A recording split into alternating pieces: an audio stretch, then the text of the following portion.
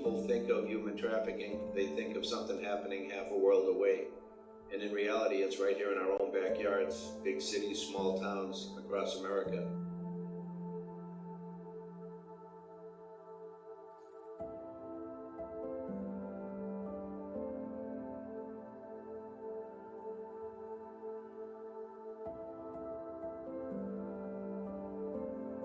Yeah, this is dark, this is ugly, this is inhuman, but we're human and we can stop it.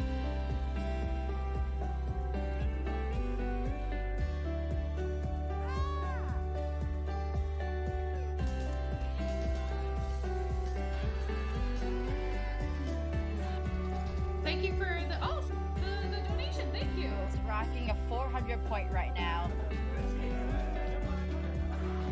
It's called the Hellpour face mask. It's my life chat. It's 400. We're at 400. That's so cute. I love y'all so much.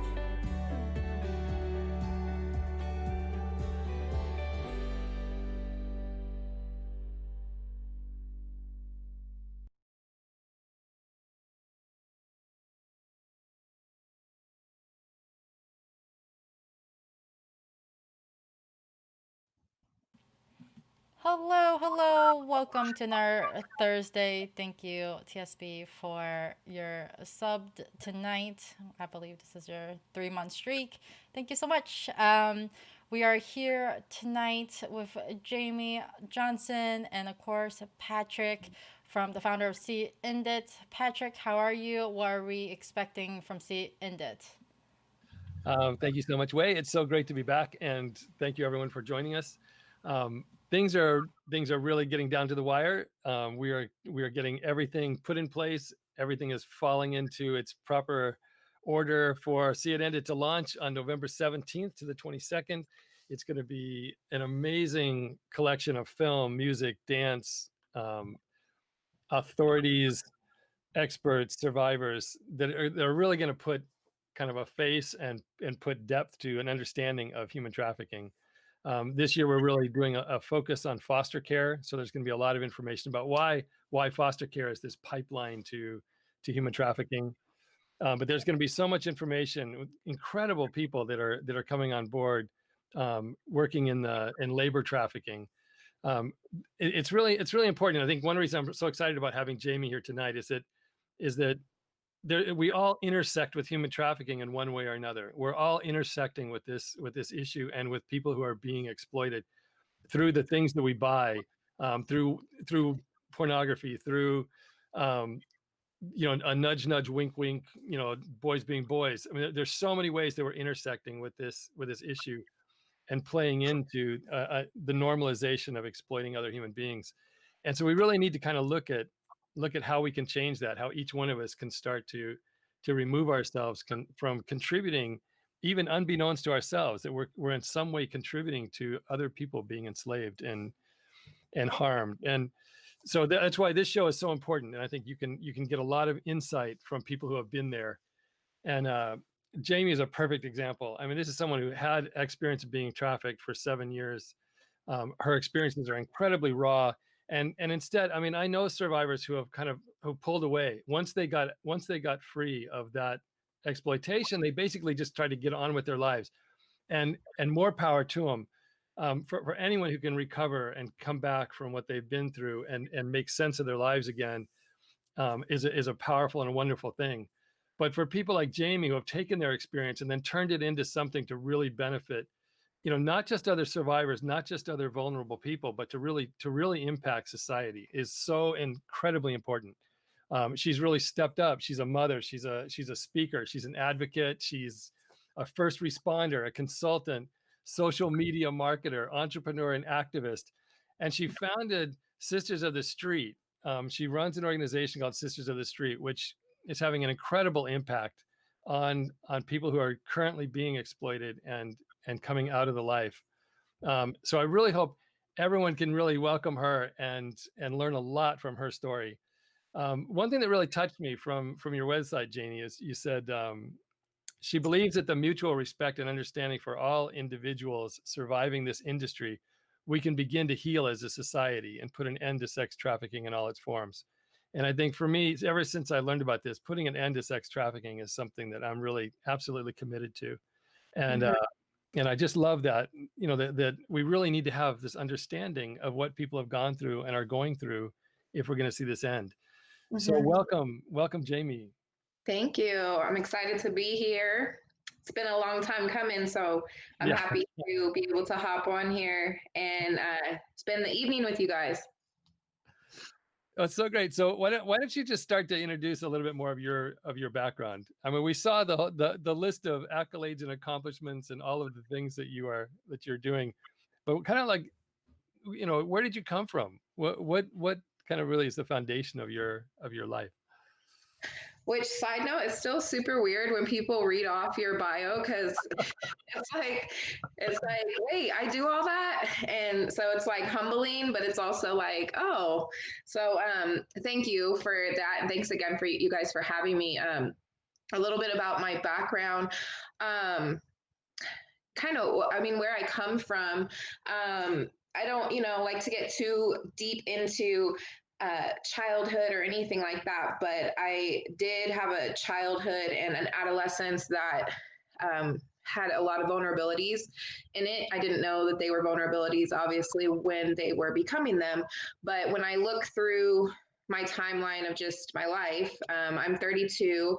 And so just looking back on a lot of different unaddressed traumas that happened from very, very early on, whether that be, I think when we think of trauma, we think of something huge happening. Like we think of an airplane crash or like a car crash, or we think of abuse in some way, or we think of physical or sexual abuse. We think of this catastrophic event that happens, which is very much the case, but there's also subtle traumas that happen to us that can be as simple as our mom saying that she's gonna show up for our basketball game and never comes. And that creates a vulnerability in us of that's our trust is broken. And there's things that come out of that. And those manifest when we don't talk about how they make us feel. And I noticed that there was a lot of things in my childhood that created a lot of characteristics that made me become very vulnerable at a very young age.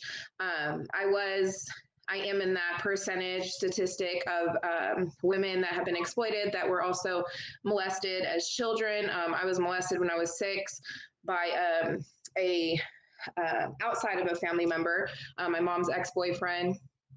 I was subject to a lot of domestic violence. They had a really bad alcoholic and domestic violence relationship that my siblings and I were subject to witnessing. Back then, CPS wasn't as quick to take children out the house as they are nowadays. So we kind of just were left alone very often, whether my mom was in jail or in the hospital. And so just a lot of things that really were never talked about in my household, and we're just kind of like swept under the rug, and we don't talk about it. We just move forward. And so as I kept moving forward from a very early age, I just kept trying to grab on to whatever I could that made me feel a little bit of just self-esteem or love or whatever that was in those moments. So I was very easily manipulated into feeling like like sex equaled love, like I had to give something in order to receive love, things like that. I didn't have a foundation of God in my life. Growing up, I didn't go to church, and things were just very out of control in a lot of ways. A lot of instability, I think, would be the word that I describe my childhood and adolescence as. It's interesting. I think you hit on something there that I think is really significant, that when love becomes conditional, I mean, it's like as children, all of a sudden when it's a, like I have to do this in order to get love, that's a real dangerous place for a child to be. Right. And they're very easy to be manipulated. If that becomes your mindset, if that's what you expect, then that becomes extremely attractive as for a trafficker to be able to use. Yeah, definitely. And even if you take out the aspect of a third party, a trafficker, it becomes very easy to self-exploit and to start manipulating into desiring that feeling and understanding that, oh, well, I can get what I want if I give something that I have. And falling into that cycle of giving to get and getting to give. And so that was definitely something that I fell very early on into. I had two separate experiences with exploitation. When I was 15, I was exploited. I was trafficked. And I say trafficked because I was a minor and I was a teenager and I was drugged and was unaware of what was going on. You will hear me not refer to my experience as an adult as trafficking. I will say exploitation because I do feel like there is a difference. I think that they all fall under exploitation, but I think it's important to have these, like trafficking can't be an umbrella approach. It can't be an umbrella conversation. It has to be a in-depth, very compartmentalized conversation because there are so many different aspects to it. When I was 15, my experience was completely different than my 7 years in the life or in the game. My experience was in the game, what I call the game. I am an expert on urban domestic sex trafficking, which is one part of exploitation and trafficking. There are many, many other aspects. And I'm also a survivor of C-sex, so commercial sexual exploitation of children, since I had my experience when I was 15. The funny thing is that not funny, but I didn't even know about my experience at 15 until a couple of years ago when I had a trigger by a song, a random musical trigger that led into me having to work through some of these images that I was having, these flashbacks. I had no idea I even had that experience. And so to me, that was eye-opening to see and pay attention to how trauma really works and how our brains and our bodies adapt to trauma. And I think going into advocacy, wanting to end this issue of exploitation, we first and foremost have to even understand what trauma does to a body and trauma does to a brain, because we are skipping that step. We're trying to provide resources without even understanding the dynamics of what's really going on with the people we're trying to provide these resources for. And so that's something that I think is really important that I've had to learn through my experience and my healing over the last few years. What inspired you to turn your experience into helping others? It wasn't me, to be honest, and I know everybody's not in the same field, doesn't have the same beliefs, but for me, God has been my savior, my what really has taken a hold of my life. And so it wasn't me, because I had no idea that anything that I'm doing now was even in my deck of cards or was going to exist. I could never, 5 years ago, a little bit more than 5, about 6 years ago, if you would have told me I was doing all of the things that I'm doing today, I probably would have laughed and thought you were on drugs or thought you were drunk or, something. There was something going on there, because it just wasn't in my scope for my life. And basically, it was me. I literally went on Facebook and just started talking. I was talking to myself pretty much. I was making little graphics, sitting in a hotel room. I was not with a pimp, but I was renegading, which for anyone who doesn't know the term renegade, basically just means that you're still exploiting, but you're self-exploiting. So you don't have a third party or somebody profiting off of you. But I was definitely still self-exploiting. And I was just so tired. I was just so done. I just wanted to be done so bad, but I just had been wrapped up in this life for so long. I didn't know what else. I didn't know what else to do. And so I just started needing to let my emotions out. I wasn't really aware that therapy was an option. I wasn't really aware of very many resources. And so I just started making graphics like online. And when I started posting them, I realized people started reaching out to me and saying like, man, I thought I was the only one that felt like this. And so with that, I realized that there was a need for people to be able to have a space to tell their truth and to be able to just let it out and just say like, and just know that they're not the only ones going through something similar. Our experiences might not be exactly the same, but the emotions that come with the experiences, I think some people just needed to be able to relate. And that's basically how it started. And then it just snowballed from there. And that's pretty much for me how God works. You let him take over and he take over. So that's just what it's been with Sisters of the Streets. So when did Sisters of the Street start? 2015, but I started really getting some momentum in 2016. And that you're doing outreach to people that are still in the life. Is that what your primary focus is? Are you more like the restoration side as well, like helping people recover who have gotten out of the life? You know, I finally got a solid answer because I've been getting that question, like, who's your population, who's your focus? And I had a different answer every time. And I was like, shoot, like, I don't want people to think I'm being like flip-floppy.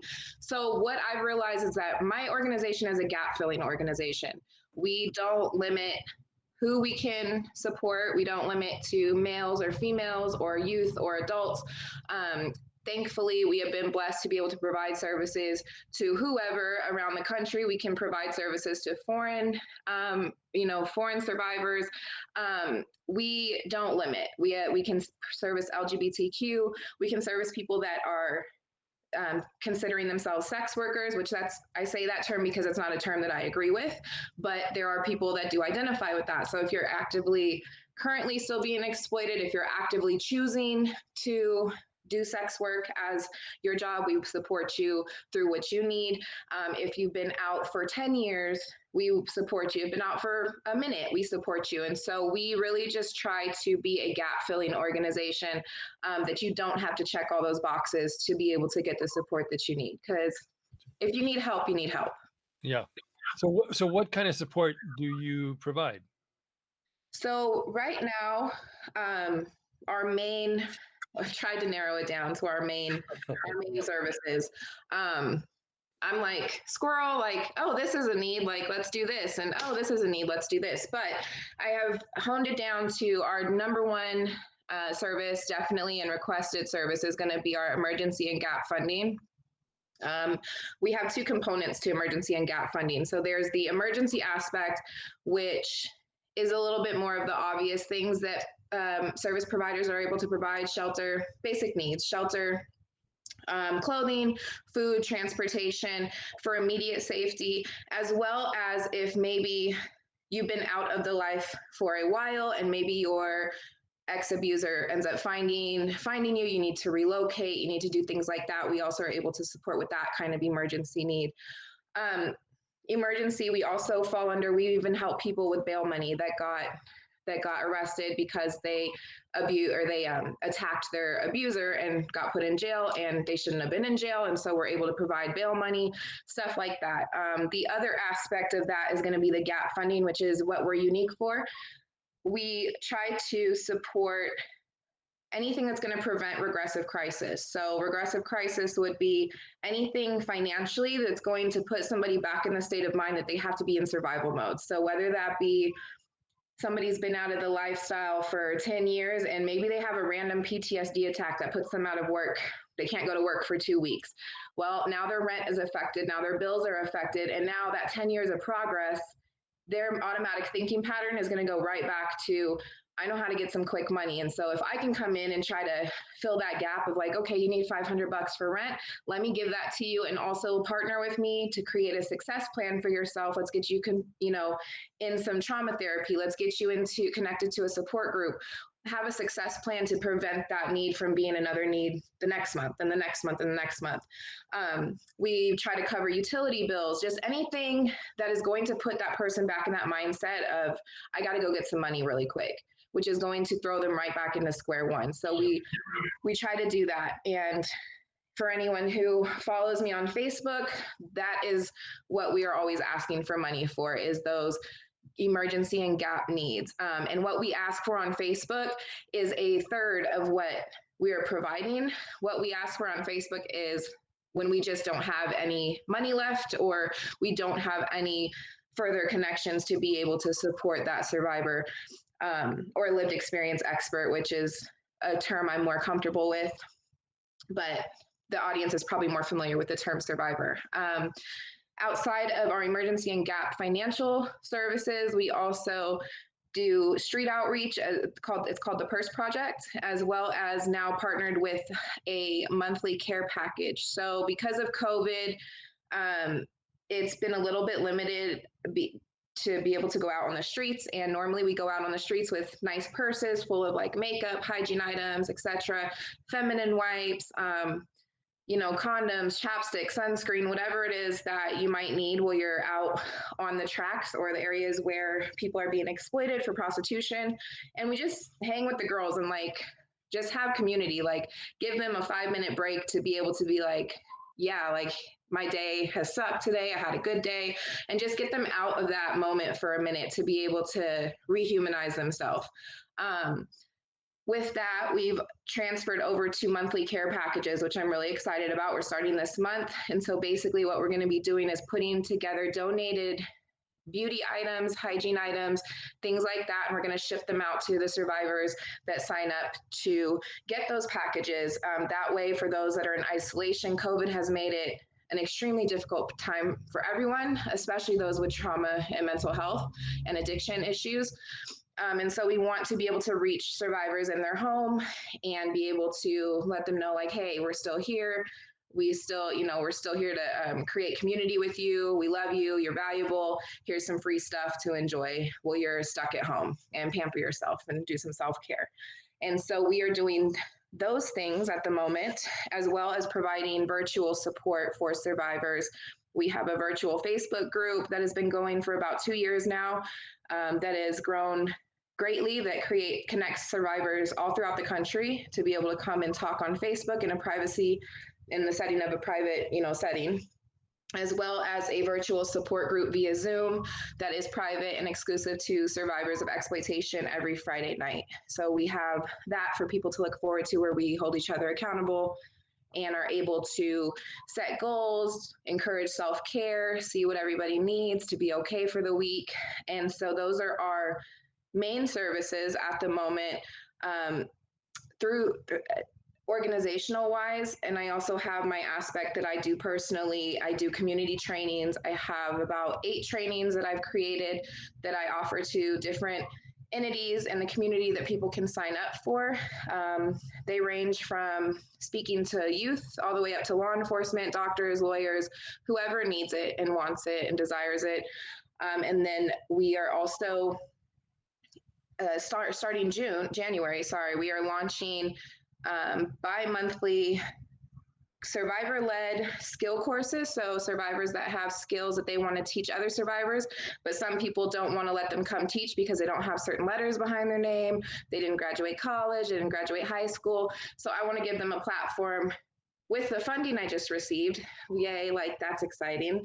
I just got my first grant. So with that grant, I have a stipend portion that I can actually pay survivors to do these empowerment classes. So it's a win-win for everyone.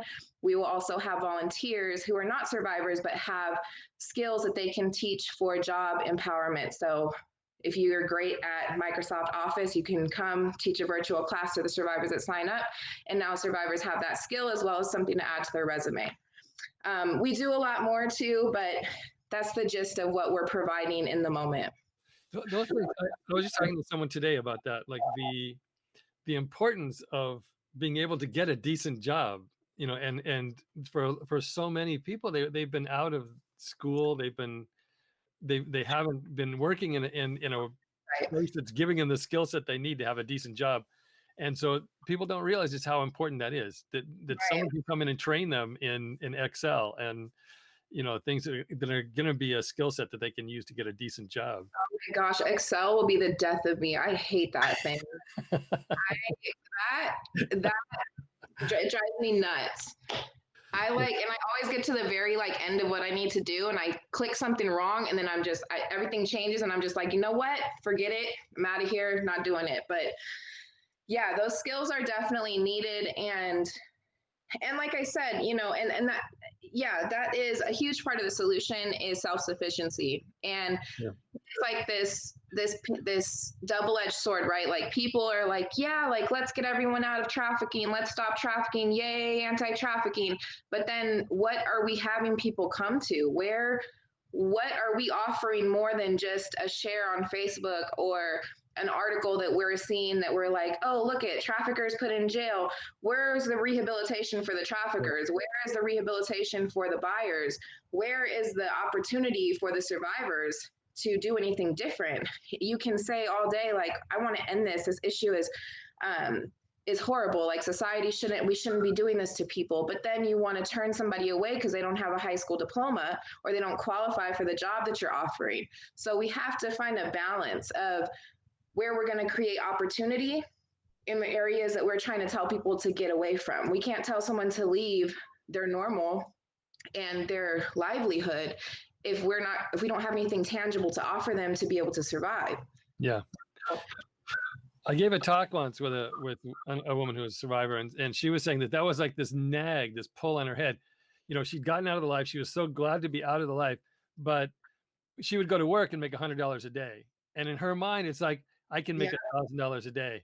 And it was just this constant kind of like just pull on her that was just, I mean, it took so much energy to resist that kind of pull, and how we really need companies to come forward. I mean, I really hope the time comes quickly when, you know, if you have a company and you're hiring, that you set aside a certain number of jobs, or you make a point of hiring survivors so that they can get the jobs that they need.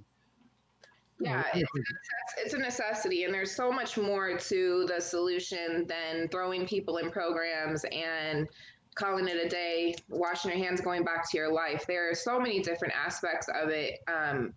On the survivor side, on the rehabilitation side, but then on the side of the advocate or the ally who is trying to assist, or you're not an ally and you're just a regular community member who is going about your everyday life, we have to pay attention to our part in helping exploitation and the exploitive society we live in thrive, because this isn't just about children being taken and trafficked. There is a whole mindset that we as Americans, and then on a bigger scale in the world have. We are over sexualized, and we have this rape culture mentality. We have this boys will be boys mentality, and we have this just normalization of everything that's not supposed to be normalized.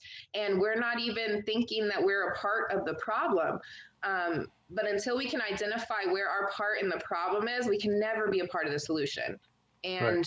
We have to humble ourselves and hold ourselves accountable into what we are doing, even if it's as little as having a bias against the word prostitute or the word pimp or the word sex buyer, because we are then casting out all of those people that hold those titles. And we are then pushing them back into the arms of the people that do accept them, because that's where they feel normal and they feel accepted and loved, which is what we were talking about earlier. That vulnerability doesn't have to be blatant. Like, you don't have to be dead broke to be vulnerable and be subject to trafficking. It can be as simple as somebody calls you pretty and you've never heard that told to you before, and that felt good. So it's like a high. It's like an addiction to a drug. Like, the reason people get addicted to drugs is because that they're chasing one hit. They're chasing one time they popped a pill, or one time they got so drunk that they felt they're chasing one feeling. And so if somebody comes in and makes you feel like you're on cloud 9 for even 5 seconds, you're going to do anything you can to get that feeling back. And you're most likely going to keep chasing it, digging yourself a hole, because you're chasing that emotion and that feeling and that sensation and that high and that adrenaline rush. And those endorphins that went through your body to be like, oh my gosh, you called me pretty, like you think I'm beautiful.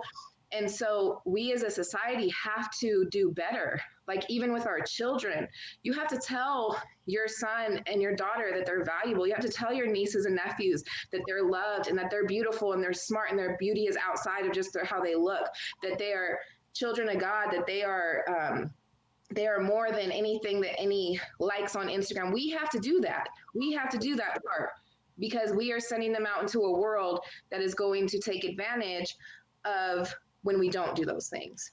And so it's a lot deeper than saying we want to end human trafficking and saying we want to create houses for people. It's a lot deeper.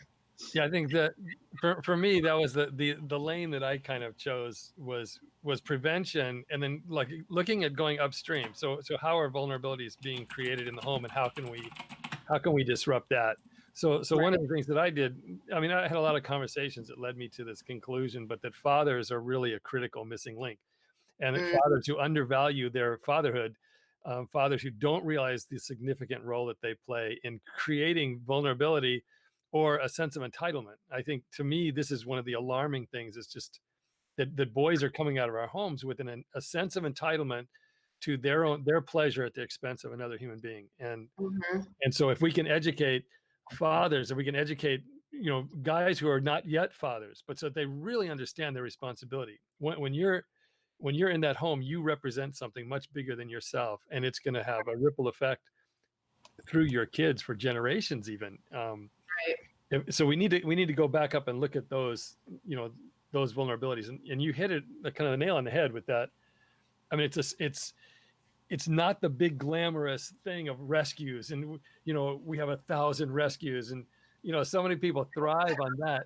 Rescues today. I don't know if you saw, but I just posted about the word rescue today. And I did, so that's funny. Must have been meant to be.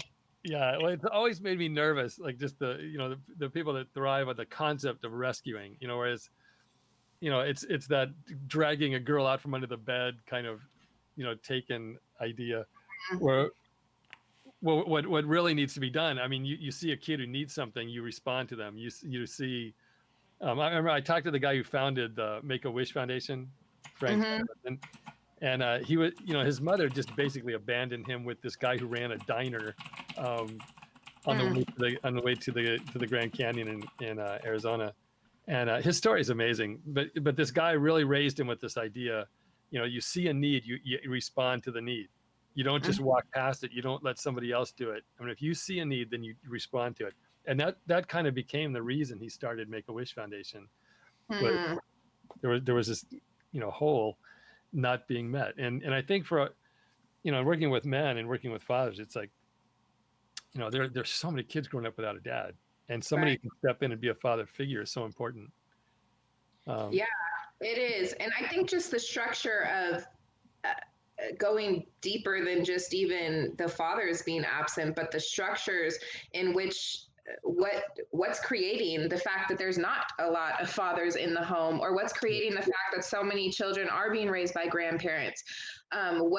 Where is this coming from? And like really digging deep into the timeline of like, where did this shift, and where is this all generationally coming from? I think is really important too, because empowering family and empowering family structure and family bond, and re-empowering that village mentality versus like the mentality we live in now in society, which is like, oh, that's not my business, I'm about to mind my business, like don't look over there, turn your head, like that's not none of your business. It is our business though.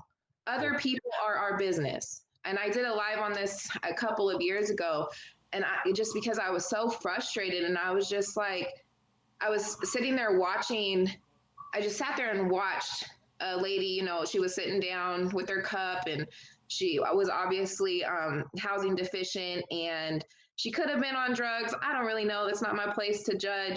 But just seeing how people literally would walk cross the street to walk on the other side, like this old lady was going to do something to them.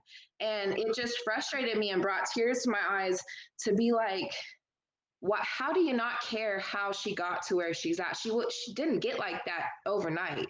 Like that wasn't created overnight. The fact that we live in a society that it is almost impossible to get a home without 3 jobs, a side hustle, and a roommate, and somebody else co-signing for you, that's ridiculous. The fact that you can't go get a job if you had a DUI when you were 20 years old and now you're 35, you done went to college, you done did your time, you paid your fines, you went to AA for 3 years and you did everything you're supposed to do, and you still are tied to that DUI. You're still looked at by the worst thing that you ever did in your life. That is what you are continuing to have to suffer from and suffer through the rest of your life. So redemption and rehabilitation spiritually, that exists. But as a society, in our communities, we don't allow it to exist. And that needs to change. Like, that needs to change. We cannot keep judging people off of what we think their worst experience in their life is. Who are we to be able to sit there and say, well,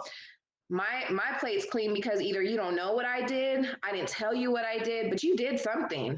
Just because everyone doesn't know what you did doesn't mean that you didn't do nothing.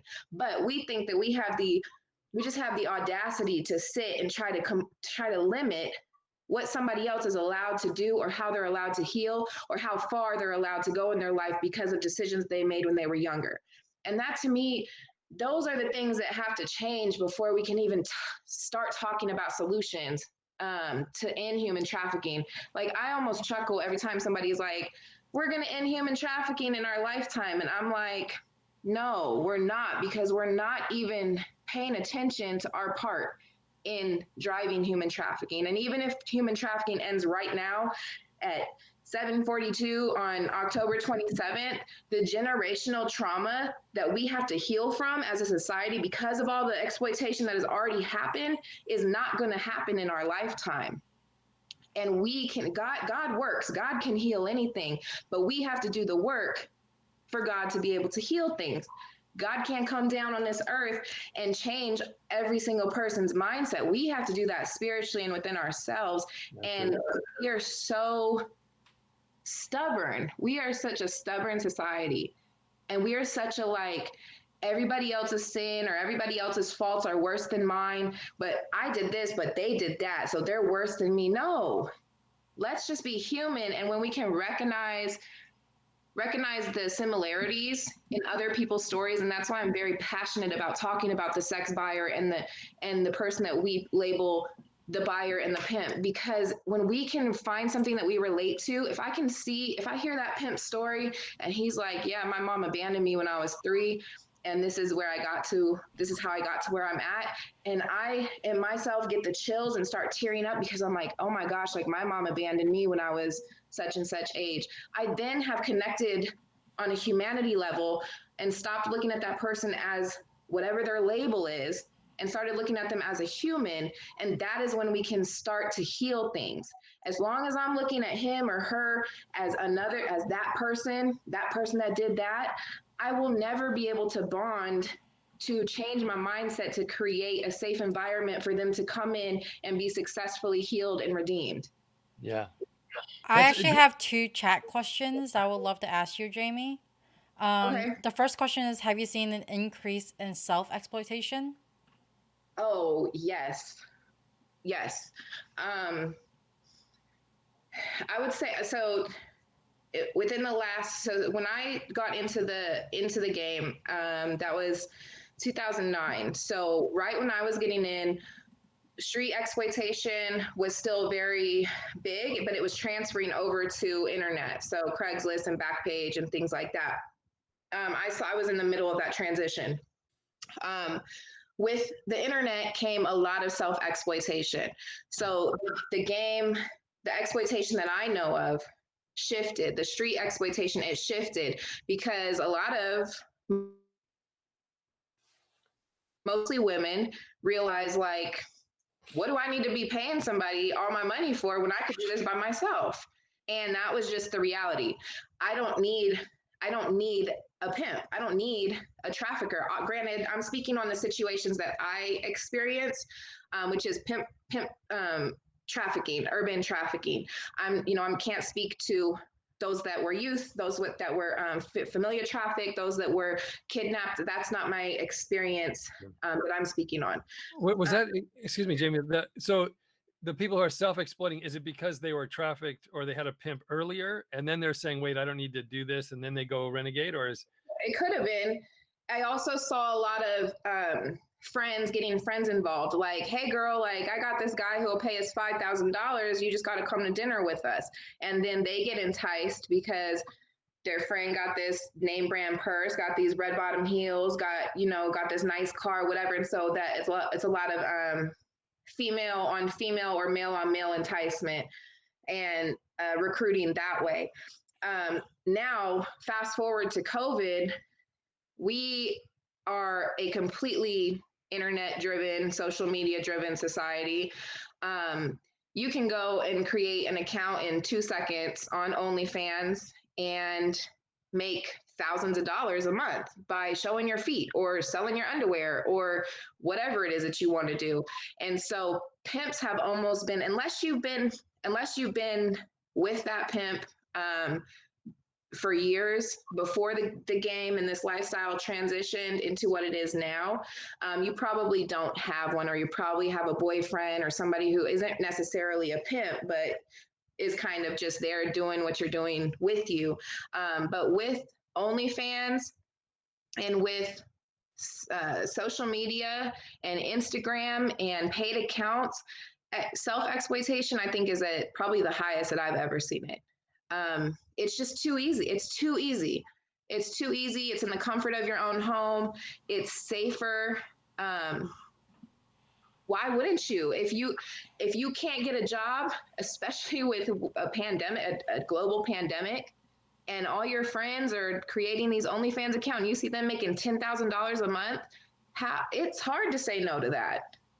And then on top of that, if you've already gotten out of this lifestyle and now you see how easy it is, you're most likely going to revert back to that if you become that regressive crisis that we were talking about, that survival instinct, when you just get so fed up, when you're like, I'm trying, like I've been healing for 10 years. I've gone to therapy. I've gone to classes. I've cleaned up my record.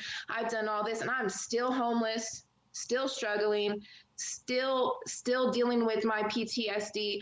And then this opportunity comes to be like, hey, click on this account, give us your info. You can make X amount of dollars by your subscribers. It's enticing for people. Yeah. And that's another thing that we have to pay attention to as a society. What options are we creating for people, or lack of options are we creating for people to feel like they're not stuck? And we are not doing a very good job. What's your, so you make a really good point for why it would be attractive. What's not attractive about that? I mean, from your experience, I mean, why would you discourage someone from self-exploiting? So for me, it's a little bit easier to go into that space. Like, even if my initial thought is like, oh, well, I could just sell some feet pictures and make a bunch of money. Like, I know because of my past experience that that's just I also have the counteracting thoughts, right? I also have my experience of the trauma that I am very well aware of, that those feet pictures turn into underwear pictures, and then those turn into lingerie pictures, and then those turn into full nudes, and then those turn into meeting up with somebody because I'm desperate and I've already done this, so why not do this? I know where that path leads to. So, but can I convince someone who hasn't been traumatized by exploitation that that's not a good idea? Probably not. And so my approach is not necessarily to ever tell anyone not to do something.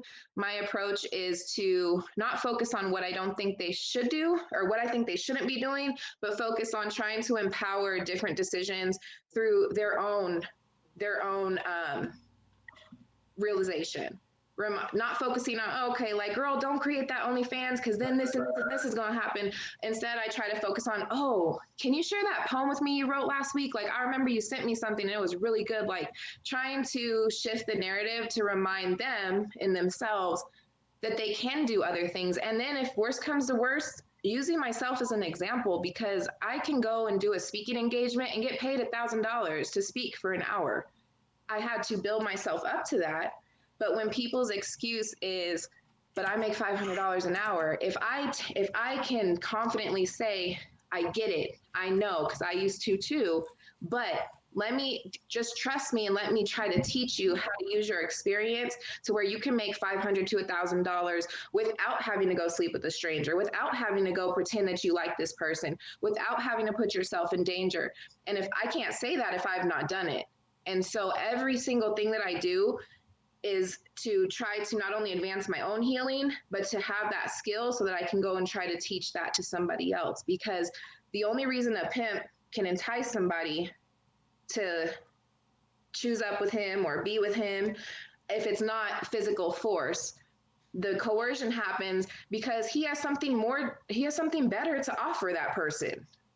It's simple. It's a very simple formula. It's not that somebody's like waking up like, today I think I'm going to go find me a pimp and I'm going to go like give him all my money and I want to be a prostitute today.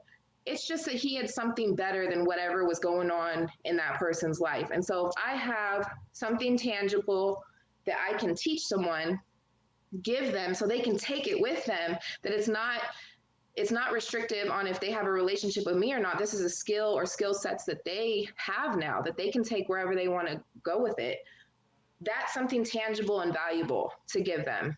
And so that helps them to start thinking of what else they can do outside of exploiting their bodies or using their bodies in a way that they don't necessarily 100% want to, but feel like they have to. Yeah.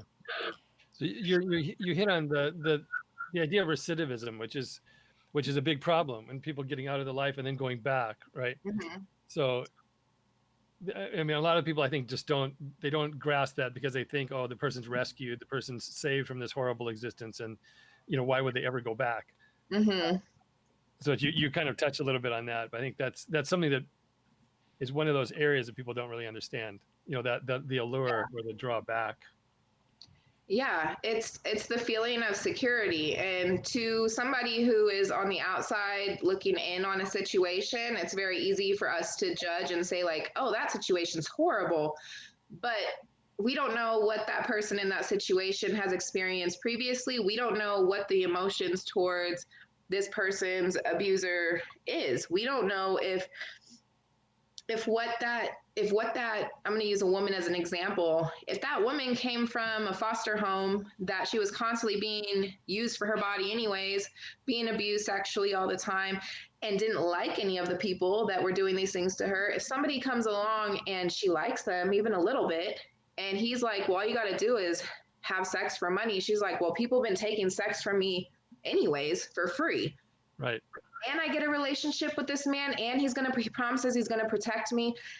That situation to her may be an upgrade from her previous situation. So us looking in, we don't know where that person came from, what feelings they have towards this person.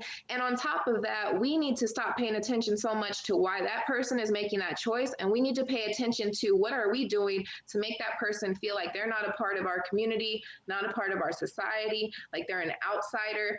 If we are making jokes, we don't know who's had what experience. So when we're sitting in our workplaces and we're making jokes about hoes and prostitutes or strippers or whatever the case is, we don't know who's sitting in that room who has actually had that experience. And we're making them feel like outsiders. We're making them feel dirty. We're making them feel like they're not valuable enough because of our jokes and our conversations. It's the same with racism and just biases in general. We're making these jokes that we don't know who they're impacting and how they're impacting. So we are being a part of pushing them back, where someone's like, they leave that workspace and they're like, you know what? Screw this. I'm not about to go to work and have people judging me or have to not be myself around people because I'm scared of what they're going to say about me. I'm going back with the guy that I know accepts me, doesn't judge me. And if I have to take a little bit of physical abuse or mental abuse, it's better than coming into this work situation or going to this Bible study or going wherever it is that I've been invited to and feeling like I'm the only one who has ever sinned in this room. That's a horrible feeling. It's a horrible feeling to feel like you're the black sheep everywhere. And so I just encourage people to stop focusing on why someone's staying and what are we doing to help push that person to stay in the situation that we think they should not be in. Or giving them something attractive to want to be a part of that's different from what they would be going back to. I love what you said. You said something about, I love the point that you made that you're not going to go back to something. It's something that you had written on your website, I think, where it said you're not going to be able to go back to before. It's now it's really looking at, that's gone, and you really have to start to look forward, to what you're going to go to. And, right. People, yeah, I know what you're talking about. People constantly trying to get back to who they were. And, like, I just want to be who I used to be. I want to be who I was before the trauma happened or before the abuse happened or before I made these decisions. And it's like, then we're still in this captivity. Like we're still in this mental captivity day to day, trying to get back to somebody that we can't get back to. We are never going to be able to erase the experiences that we've had. I mean, I don't know, there's probably modern weird stuff like witchcraft that can happen that could probably make that a reality. But for most of us, we can't just erase the things that have happened. And I think that we are so stuck in not embracing the journey, but either looking back to the starting line or looking so far forward, we're trying to find the destination and the finish line, and we're missing all the in between. And so we're so busy every day depressed because we're not who we used to be, versus feeling blessed and feeling like we have opportunity to learn from who we used to be, embrace and honor that part of us, thank them, like, thank you for the stupid decisions that you made because it taught me A, B, and C lesson. And now I'm here, and now I'm able to not make that mistake again, not make that choice again, and embrace who I am today at 32 versus trying to stress myself out and get back to who I was at 21. And so we have to take the good and what we view as negative, because nothing negative in my life personally has gone without cause, without reason. Now looking back, and I'm only, I'm 32, I still have a lot of growing to do. I still have a lot of hope, God willing, I still have a lot of life left to live. And I have new lessons to learn every single day. And if I'm so stuck on like, oh my gosh, why me? Like, why can't I just be normal? Like, what's normal? Like, really, what's normal? Seriously, especially after 2020, if anybody says like, let's get back to normal, like that's not even, shouldn't even be a thing. So as far as normal, what's normal is embracing and healing. What's normal and what's brave and what's resilient is choosing to hold yourself accountable to the choices you've made, choosing to honor it, acknowledge it, say like, okay, I did that. Like I had that experience, and now I'm who I am in this moment, and I'm going to choose differently, or I'm going to choose the same. And then tomorrow, maybe I don't want to choose the same. That's what it takes to transform and transition. There's not this like huge formula or special pill or drug that's going to do, a pharmaceutical that's going to do it for us. It's us literally just waking up, choosing certain characteristics, choosing certain emotions. We can choose to be upset. We can choose to be happy. We can choose to look at things as traumatic or like poor me, like why me? Every single day it's something. Or we can say like, hey, today's something else that I get to learn from, and I get to grow from, and I get to find my blessing within that. It's perspective, and perspective is not contingent on trauma experiences. That applies to anybody in any situation. Human trafficking, abuse, addiction, it's a choice. And once we realize the power that we all have to make a choice, that's a powerful thing to have, to be able to choose what I do with my life today. Yeah. And if we want to make excuses, we can. But if we don't, then we move forward, and that's how we get unstuck. You kind of have entered into something a bit controversial for a lot of people, and you brought it up earlier, like start look at the traffickers and look at the buyers, not from the standpoint of wanting to stick them in prison, but really hear their story, see where they came from. And so like when I did FatherCon, we had Armand King came and was a speaker at FatherCon. My brother, he's amazing. So you're writing a book with him? Is that? Yeah. So when is that coming out? And what made you do that? Because there was a lot of blowback to Armand. Oh man. Survivor World. Yeah. I really respect you for that. I call it Hurricane Armand.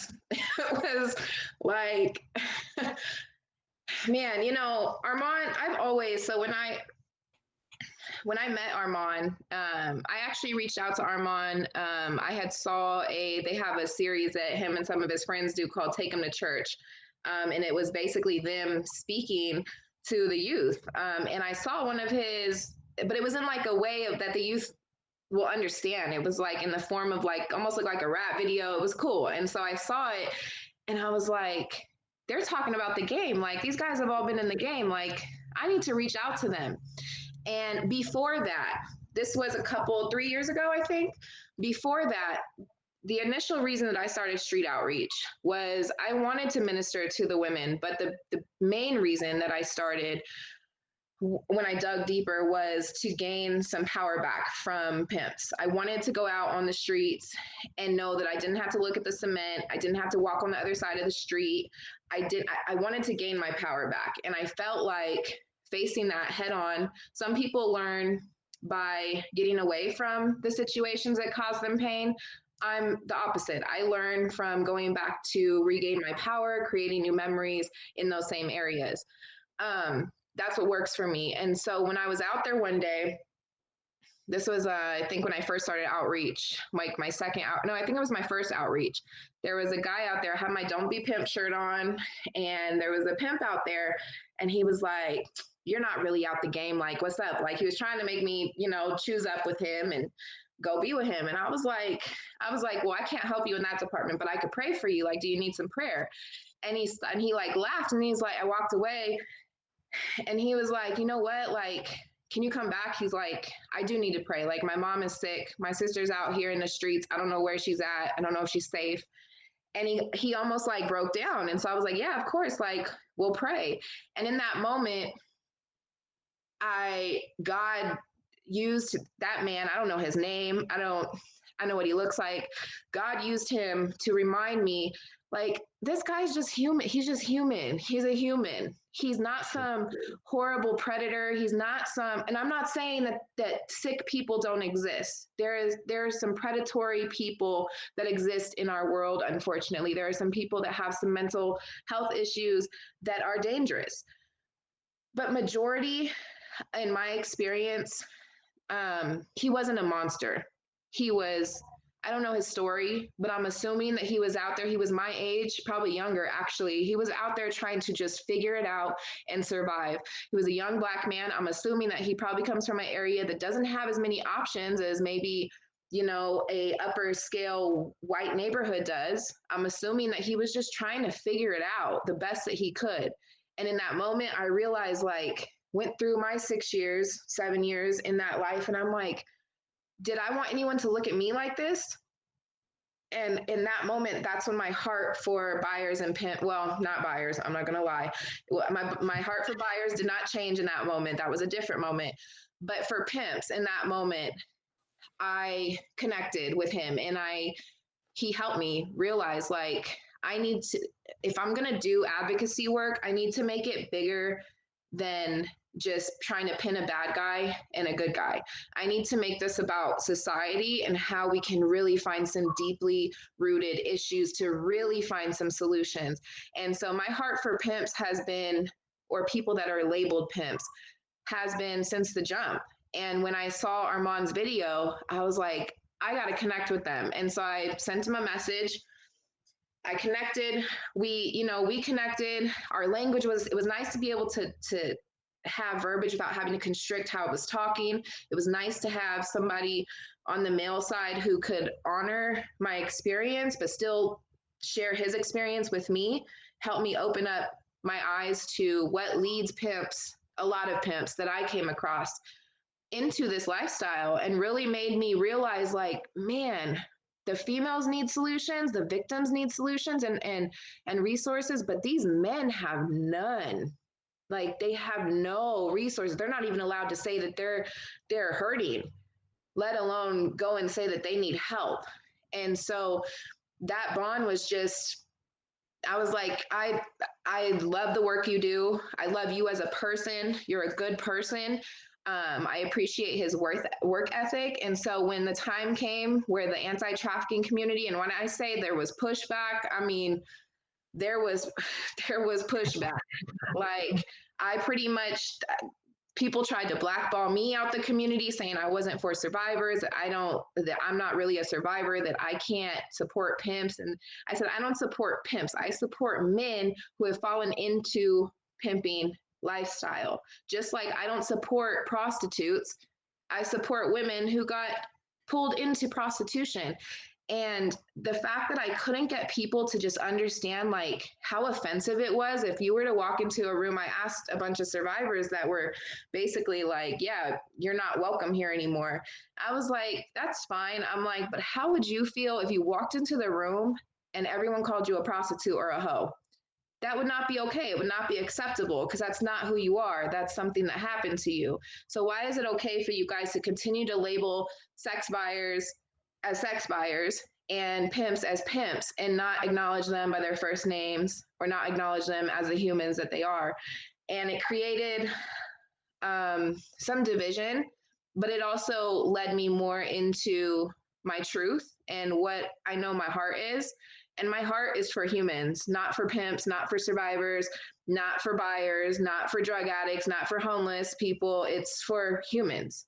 And when we find the solutions to humanity and we put humanity back in, we find the solutions to all of those things, not just human trafficking. And that is why Armand and I will be writing a book on transferable skills. It will be coming out in 2021. We're in the editing process right now. It's pretty much done. We just have to edit it, get it all formatted and all of that. But the book is basically going to be a how-to, male perspective, female perspective. Anyone can buy it, but it's really going to be a how-to for those that have been exploited, been in the game. And how do you transfer, it's called From the Streets to the Suites. And how do you transfer your street skills and everything you've learned on the streets for all of these years transfer them into business skills, entrepreneur skills? How do we, because you have those skills, you have them in you, you just have to reword them to sound appropriate. You just have to have someone empower the fact that you do have skills, you do have the ability to go run a business, you do have the ability to step outside of street hustles and be successful. But if no one's telling you that you can do that, why would you ever think that you can? There has to be someone there to tell you that you can do it for you to be able to do it. Are you familiar with Homeboy Industries, like with Father Boyle? Yeah, they're awesome. I really love his second book, and it's like radical kinship. You know, the idea. I haven't read it, but I've heard of it. It's so great because it's really what you're talking about. It's that idea of we have to really start to see each other as family. We have to start seeing each other as human beings that we're all related to, and that's so much where the solution lies to this. Because then we start looking at practical, like solutions based on us all being humans sharing the same home that's spitting in space. Right. I mean, and otherwise it's just like you're literally like holding on by your teeth. It's almost like every single day, if you don't have those internal, just actual internal feelings of acceptance and self-love and self-motivation and all those things that we're talking about, and you're just faking it, you're going to be in these programs and you're going to be in your house and in your bed every night, like just barely getting by because you're just trying to hold on, and living like that is stressful. Like, because then the smallest thing can tip you off and you're like, screw everything. Like, I'm going back to what I know and I'm back right in square one, if not further back. And so how do we instill those things within ourselves and within other people? And in order to instill them in other people, we have to be willing to step outside of ourselves, outside of people, wanting people to acknowledge our pain, how I feel, but what about me? But what about me? But what about all the things that I'm dealing with? If we can just for a second step into thinking and having empathy, we need empathy, really, for just a second. It doesn't have to be all your life, like 30 minutes out your day. Like, you still have 23 hours and 30 minutes to be about yourself, but for those 30 minutes, be about somebody else empathetically, compassionately, and see how that shifts their life, and then that ripple effect shifts your life. And by shifting their life, you're then shifting the lives of the people around them. And so that's how we create these solutions. It's not a one-stop shop. It's literally just us creating community. And we don't have that. We just don't have it. Yeah. But we wonder why people don't make different decisions. Well, duh, because we're not really teaching people or empowering people to know that there are other decisions. And yeah, before, like I said, before any program, before any resources, before any of that, there has to come a step of humanity. It just has to be. It has to. We have to. We have to. We cannot be a successful society or transform lives successfully without the aspect of humanity. There's no way around it. So we have one final question in chat right now, and it's: can you speak a little bit more about urban trafficking exploitation? Do you think it's under-recognized, and why do you think it might be under-recognized? Yeah. So urban domestic sex trafficking is going to be like the exploitation that you see through entertainment, or like through rap videos, or the exploitation that you see on Instagram, or the very subtle type of exploitation where it's like it looks like a choice.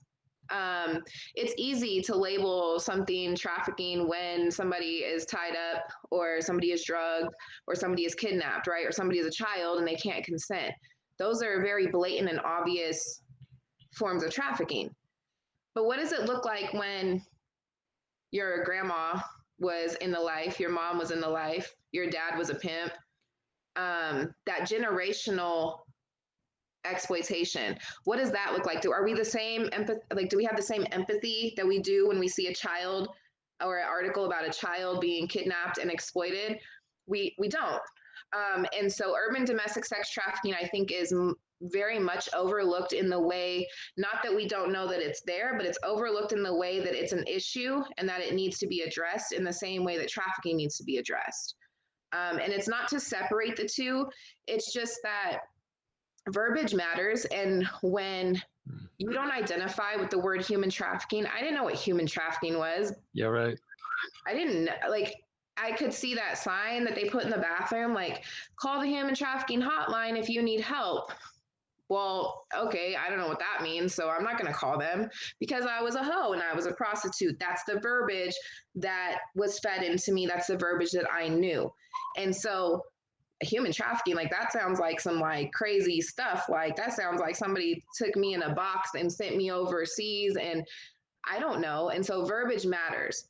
So when I separate the two, it's not to be divisive, it's to speak to the population that I feel is not being spoken to. And that's a population within domestic trafficking, urban domestic trafficking, where this is so normalized. It's in hip hop culture, it's in the neighborhoods, it's an easy exchange because we're already being abused physically, mentally, emotionally, sexually. So abuse is normalized. There's no resources to address that abuse. And so all of these things seem like that's just kind of how that community gets down. That's just kind of what happens in those communities. And so we as society are, like I said, not overlooking the fact that it exists, but overlooking the fact that it needs to be changed and that it's an issue just as much as that child that is being groomed for exploitation. Yeah, that was one thing that came up the film festival last year, where one of the panelists brought this up, that this is like, it's something that's being normalized within certain cultures, and so you hear this all the time. It's like, oh, no girl, dreams of being a prostitute. No girl is like wakes up one day and decides, oh, I want to be a prostitute. But actually, what she brought up was that very point, that it's kind of there's a culture that normalizes this, that actually makes it look attractive, Mm-hmm. or and it's normal. Like, this is your way out of the hood. And I think Armand talks about that. Like, It's glamorized. It's glamorized. It's normalized. It's I mean, you go on Instagram, even if you type in workout videos, the first things that are going to pop up, you're going to see booty, you're going to see workouts, but it's like sexualized workouts. Like, the outfits are sexualized. It's just the sexualized culture that we live in is just everywhere and all in our face. And so when we're even the cultures that are subjecting themselves to urban sex trafficking, it's so normalized to the point where it's normalized within their mind, where if you're not doing it, then you're not getting the biggest benefit out of life. If you're not using your body to get what you want, what are you doing? And it doesn't necessarily have to be in the specific way of like posting an ad, but subtly, like if you're not using what God gave you or what you were able to buy through surgeries or whatever the case is, if you're not using that to your advantage to juice everybody around you because this is a dog eat dog world, that's another horrible mentality that we have as a society. We are then, how can we create community, or how can we create better options for ourselves if we think that everybody is against us? So I need to juice whoever I can, get whatever I can out of whoever I can with what I've got. It's so normalized within our minds. And then we turn the radio on and it's normalized. Then we talk to our family and it's normalized. And then we are given by society, we're deemed as, these cultures are deemed as people that don't have the same options as other people. And so your choices are A, B, and C. Pick the lesser of the 2 or 3 evils. And when it's just like constant lack of options, constant lack of acknowledgement, constant, it's like, oh, that community does this, like leave them be. We're not worried about them, until it becomes a problem for us in our community, until somebody from that community steps in and pimps on one of our daughters in this community, or one of our guys over here gets drawn in and gets robbed because he went to go buy sex from that girl over in that community. Now it's our problem. Now it's an issue. But until it impacts us personally, we don't care about it. Yeah, what you said kind of reminded me of, there was a shirt being sold in one of the big chains, and it was for kids, and it just said, you want some of this? Show me the money. And it was like this whole message of, you want to touch me? Well, yeah, you can, but you got to give me some money. And it's like, even on kids' fashions, like these are the messages. I think there were so many complaints, they ended up pulling it. But Yeah. but there's a lot of misconceptions, and I think you've already touched on some. But the misconceptions that people have about, trafficking victims, and especially we did this last week, where we were really going into kind of the African American community, because it's so disproportionate. The number of girls getting trafficked, who are Black, is very, very different from other populations. But that there are certain misconceptions, or certain concepts that people have that are preventing them from having the compassion they need, or from us really as a society creating the alternatives that are keeping people from going down that road. Mm-hmm. Are there some other misconceptions that you know of that you think are important for people to realize, that there are some really serious things that people, they've already decided in their mind that this is what a victim looks like, or this is human trafficking, and it's really not? Yeah. And on the just real quick on the comment of Black women and Black females being overrepresented. I don't know what word I just said, but overrepresented. We also have to take into consideration how overrepresented minorities are within the system as a whole. And so if we're getting our data from that same system, we are going to overrepresent a certain culture, a certain ethnicity, because we are not paying attention to the fact that this issue is plaguing everybody, but we're separating what it looks like amongst different minorities, amongst different communities. And so in our minds, we're choosing what is more important to pay attention to. So we're choosing, like I was just talking about, that we don't bat an eye if it's a Black or brown woman that's getting exploited. But if it's a blonde hair, blue-eyed white woman, we are paying attention. We're wreaking havoc. We're causing an uproar, because how dare this is happening in our community. And so that overrepresentation, we have to find a balance for that as well. We have to learn to care and not be desensitized to the populations that are being affected day in and day out, generationally, societally.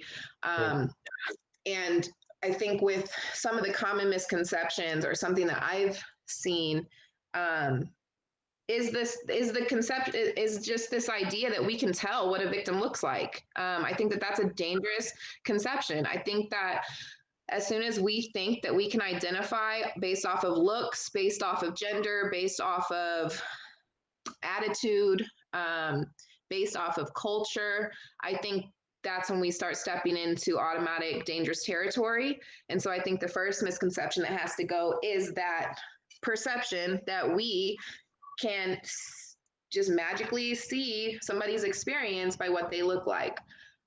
So I think we need to get rid of that. And along with that, I think we also have to pay attention to, there's you can Google vulnerability list, you can Google a list of red flags and what to look for. But something that we don't talk about as much as we talk about is someone having 2 cell phones, or someone having social media, or somebody, not showing up to school, is we don't talk about the vulnerabilities that exist within every single human being just because we're human beings. We don't talk about the lack of self-love. We don't talk about abandonment issues. We don't talk about the lack of the unaddressed trauma that exists within all of us. We don't talk about, especially if we're the male society, we don't talk about feelings. We don't talk about how things on a day-to-day are impacting us. We don't talk about the fact that those are all vulnerabilities. Therefore, those are all subjected. We are all subjected to be able to be exploited. I don't care if you're 82 years old or if you're 5 years old or anything in between. If you are a human being, you desire to be loved. You desire to be accepted. You desire to have happiness. You desire to have partnership and relationship. You desire those things. I don't care how hard on the outside you are. Internally, you desire all of those things because that's how we are wired as humans. And so deep down, whether you acknowledge it or not, you have a vulnerability. And so the misconception that we can figure out who is going to be trafficked because of their life experience or this set of checklist vulnerabilities that they have, and the misconception that we get to put ourselves on the outside of that box to say that we're not vulnerable, that our children aren't vulnerable, that our husband's not vulnerable, that our wife's not vulnerable, that our sister, whoever, because nope, we don't check those boxes. That's a dangerous misconception, because exploitation doesn't look like somebody always coming and directly exploiting you. Exploitation has so many facets. There's so many ways to be exploited as a human being. And so that misconception needs to go. That the misconception that we have even the smallest grasp on what exploitation and trafficking is dangerous in itself, because then we're closing ourselves off to listening to those with experience in exploitation. We're minimizing their experiences. We're not listening. We think we have this blueprint of what works, and clearly it doesn't. And so we need to expand who we're willing to listen to, and we need to expand our idea of what a victim can look like. And I think the misconception that buyers and pimps are not victims needs to go as well. Yeah. They may not be victims in their current settings, but nobody wakes up and just says they want to be a pimp or go buy sex either.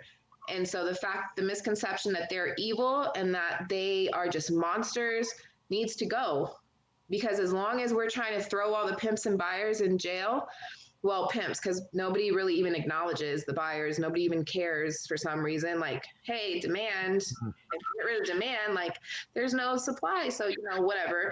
But if we just want to lock up all the pimps, and the misconception that locking all the pimps up is going to solve this issue, or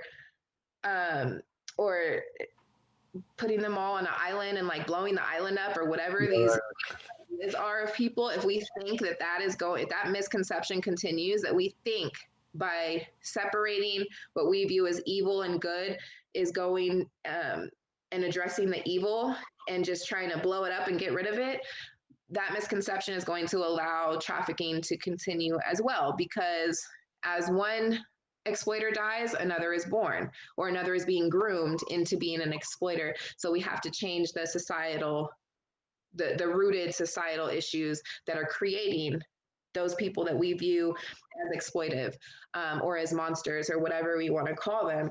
And so I think that for me, those are the deeper misconceptions that I see within the trafficking movement, or just within life in general, pretty much. I think there's like some question of trauma, and I think I mentioned this the other day. There's a movie where one of the lines in it was we pick and choose which trauma we feel is worthy of our concern or our compassion. But actually, we're all walking wounded. Everybody is, to some degree, and a lot of times it's hidden under privilege. It's hidden, in under someone who lives in a nice house, but there can be tremendous trauma there and stress. I mean, the suicide rates of people who are actually coming from privilege is much higher than people who are living in lower rungs. So there's, I mean, what you're saying is really essential, that we stop, like seeing people in terms of their labels based on, sometimes even based on their behavior, but we stop labeling people. And I think, which brings me to another question, is like, from your perspective, you're saying that the Johns, the customers, the buyers, are not being focused on enough. So what do you think should be done or needs to be done, either legislatively or, or culturally, or within our space of fighting human trafficking? What needs to be done to reduce demand? Well, I don't think that anything legislatively can change before we change societally. So I think that, and that's more of my area. I hate the legislation side. It's not my thing. I let other people handle that. But societally, I think first and foremost, we have to figure out how to recreate a space where men are allowed to be emotional. Men are allowed to express their struggles. Men are allowed to share what demons they're struggling with, what obstacles they're struggling with, without being judged. We need to recreate a safe space for men to be able to cry, for men to be able to pray openly, for men to be able to say they need help. We need to recreate that whole space, because all of those pent up, forced frustrations, those frustrations come from not having outlets. Like, it is hard to live your whole life to have all these things you need to say and not know how to deal with them or need to get out. And you're told that you have to be a man, or you have to buck up, or you got to wipe your tears, or real men don't cry, or like, get up when you get hurt, whatever the case is, be a man, be a man, be a man.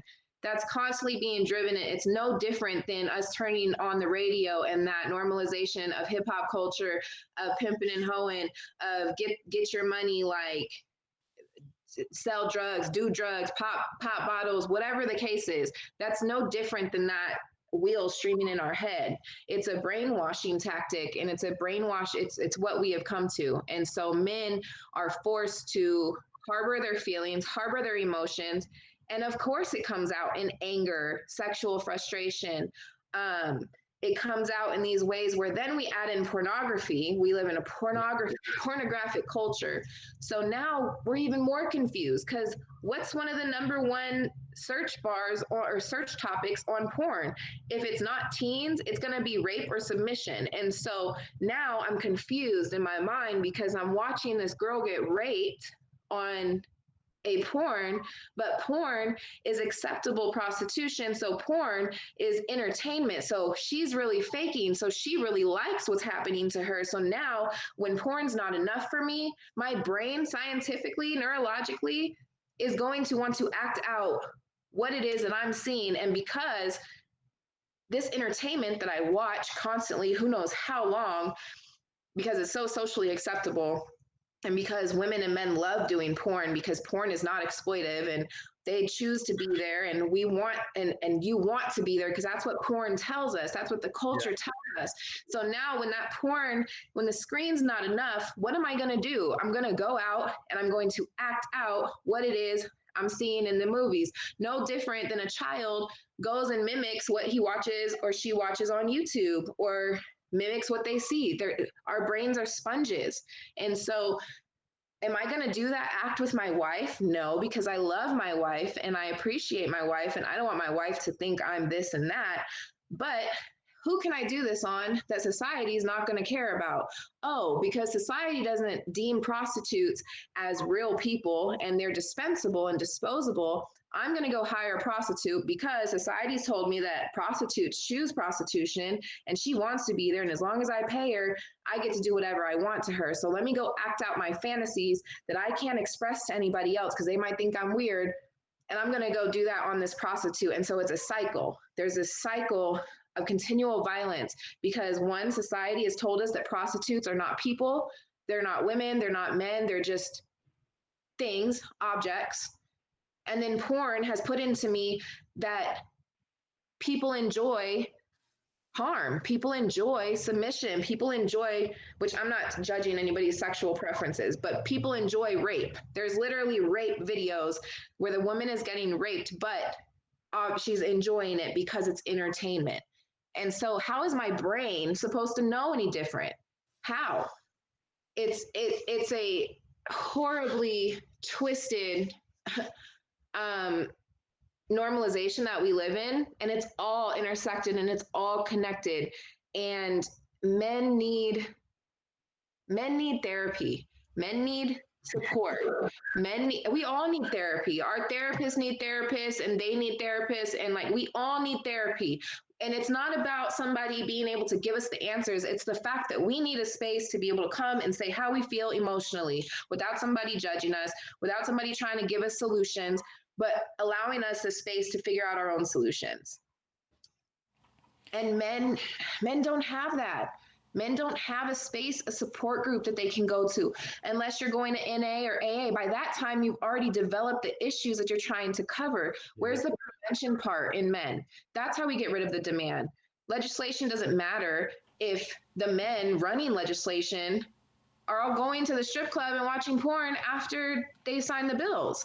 There has to be a shift in mentality and societal views and the way that we allow gender roles to take over, the way that we allow the way that we tell people that we're not allowed to feel. Like we have to make feeling and emotions okay again. And that is when we can start to try to shift the mentalities of sexual deviance, sexual behaviors, sexual addictions, all of those things. We don't even understand Sex Addicts Anonymous and the structure behind it. I just learned about what it actually is about. And we don't understand things enough to be able to address them, let alone change them. And so in order to prevent the demand, we have to start from scratch and create a whole new platform and social way of being a man. And that's not to say women don't buy, women buy.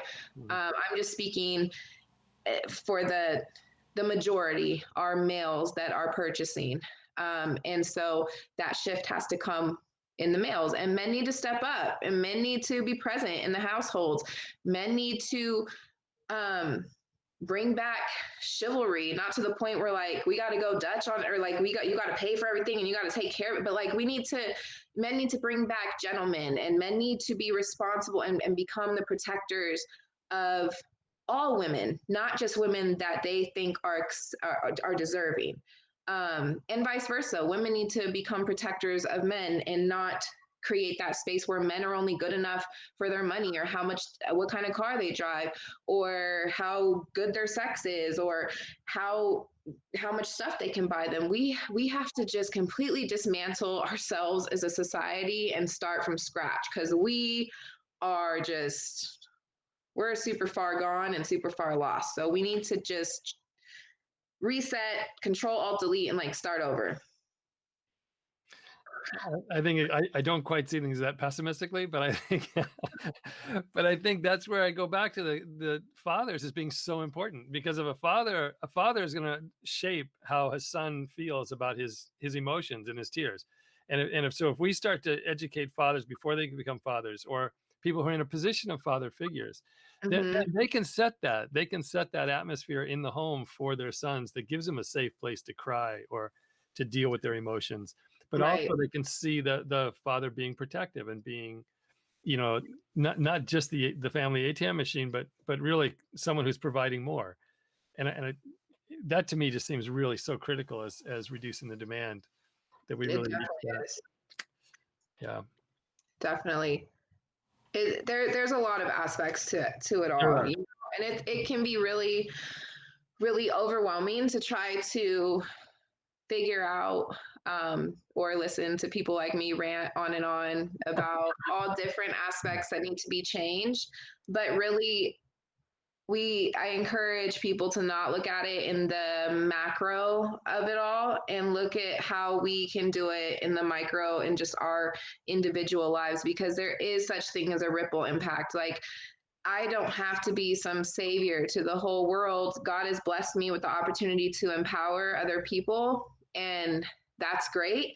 But if all we do is change how we interact with our children, even to the point as overlooked as it is, I realize that even with my son is about to be 6, and I realize it so naturally. I even, he's like, Mom, can I have this candy? And I'm like, yeah, you got to give me a kiss first. Tell me you love me.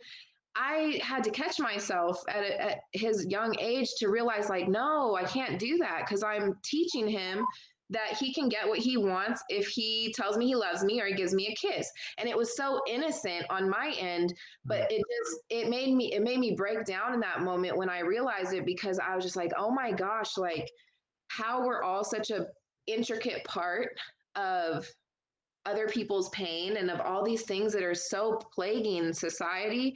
We're all a part of it, all of us.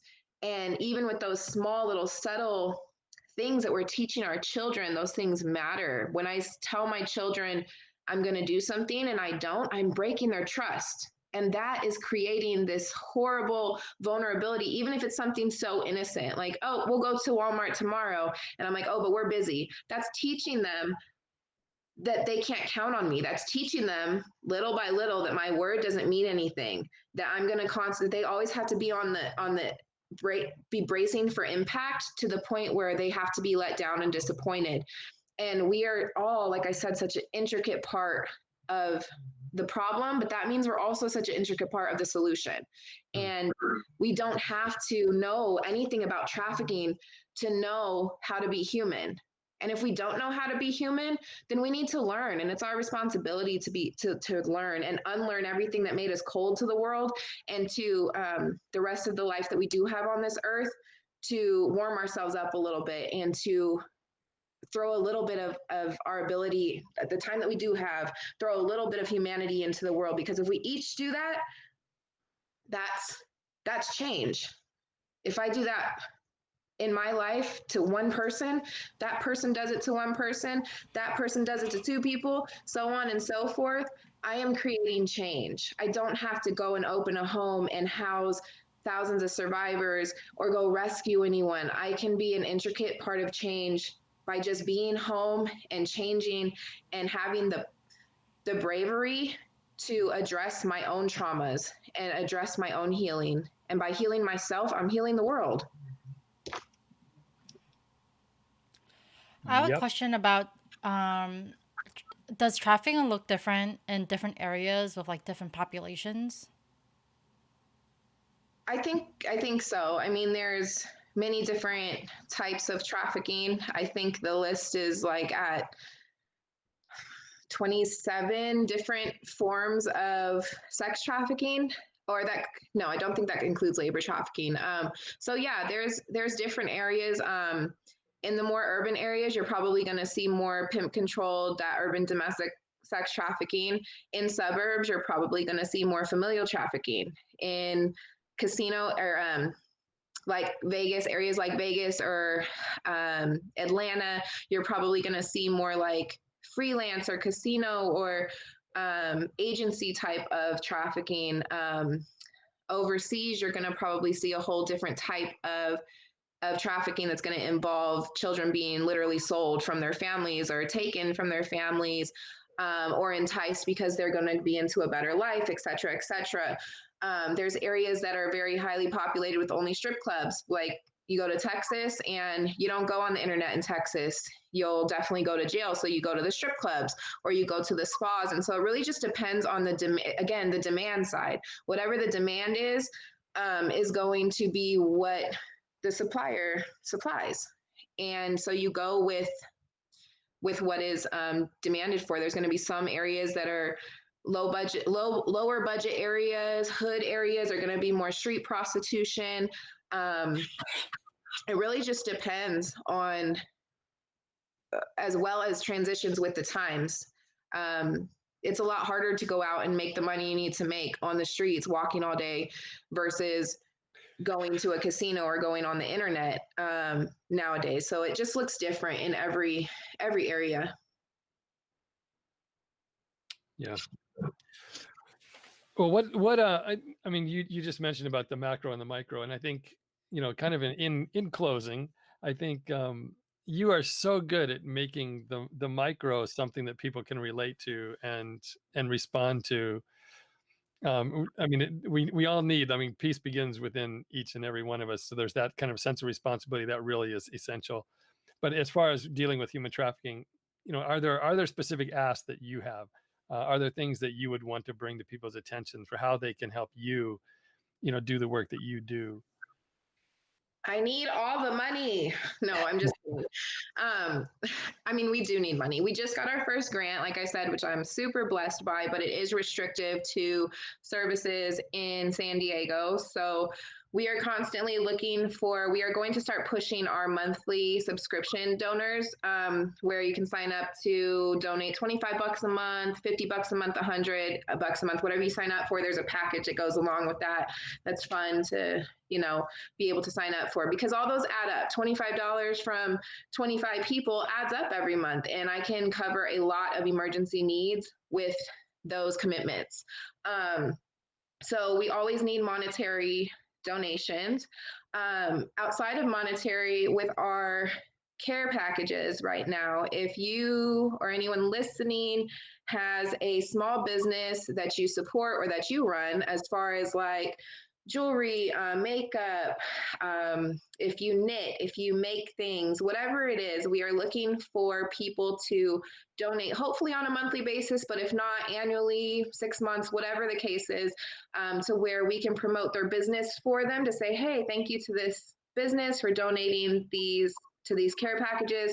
And then we're putting those packages out to the survivors. So you're not only empowering the survivors, you're also marketing for your business and volunteering. So it's a win-win situation.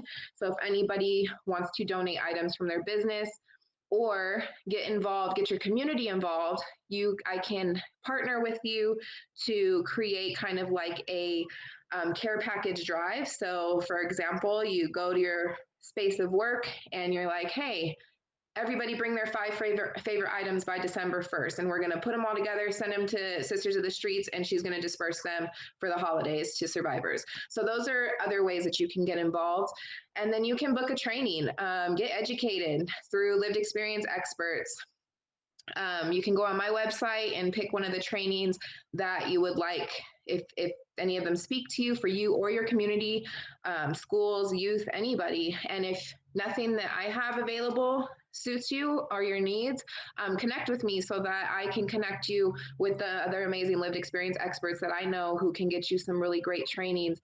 So getting educated, getting involved, donating, and creating space in general, not specific to Sisters of the Streets, but in general, create a coffee day once a month where you can have people come and create community, dependent on your COVID restrictions, of course.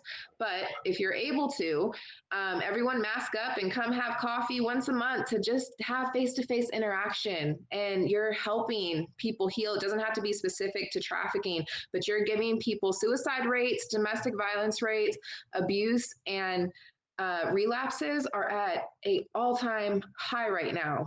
Yeah. I've lost a few people the last couple of months, whether to suicide or overdose, and I'm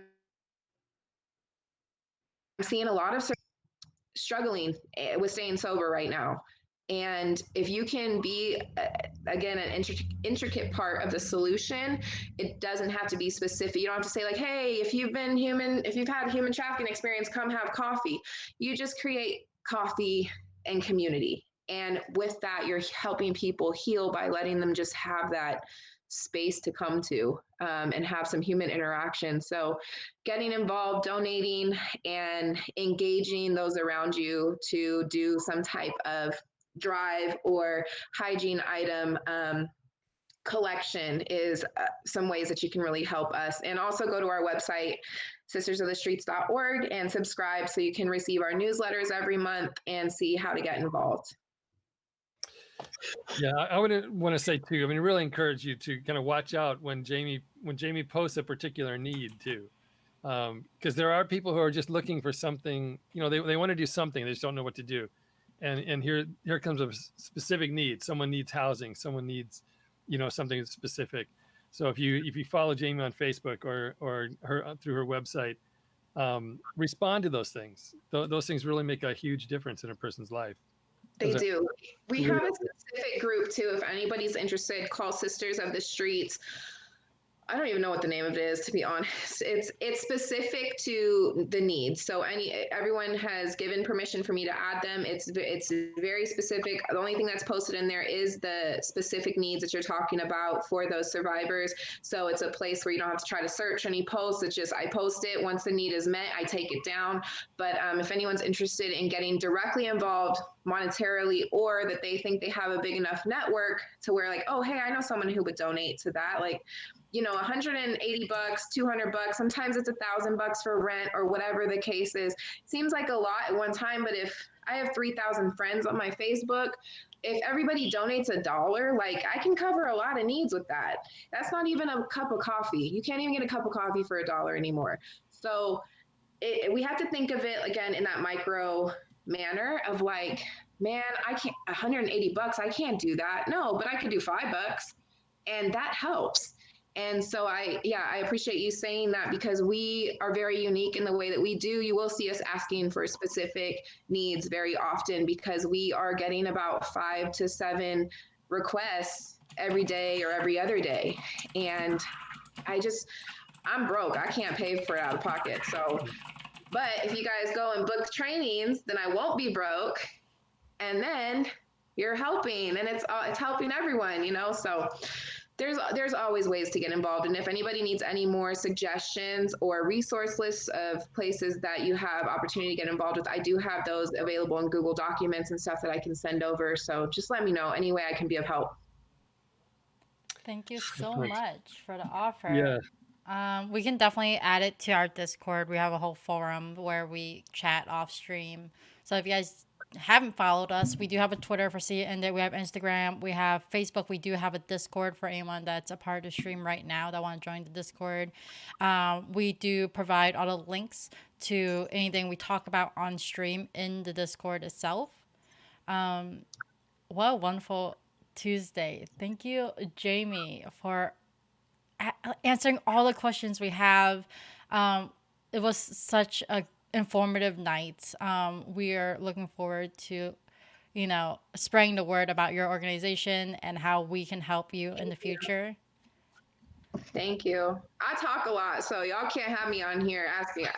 I'll talk for 3 more hours. So I appreciate you guys and everything that you guys are doing to bring awareness, and just appreciate your openness to allow. I know that you're aware, Patrick, that I have sometimes a unique perspective on certain things, and not everyone wants to bring that to their platform. So I appreciate that.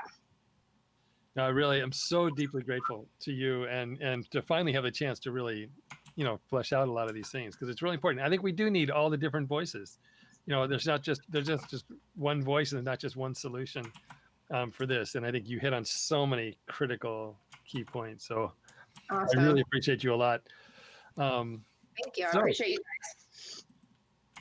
All right, I am actually about to send you guys over to Aristotle. So we're going right over Aristotle. If you guys don't know who he is, he has a PhD in philosophy, a great supporter to See It End It. He was one of the streamers, part of the team. But on top of that, he did also do a few donations during my stream for a charity campaign. So we're going to send you guys over there. Have a wonderful night. We'll see you next Tuesday. Thank you so much for being part of this. Subscribe.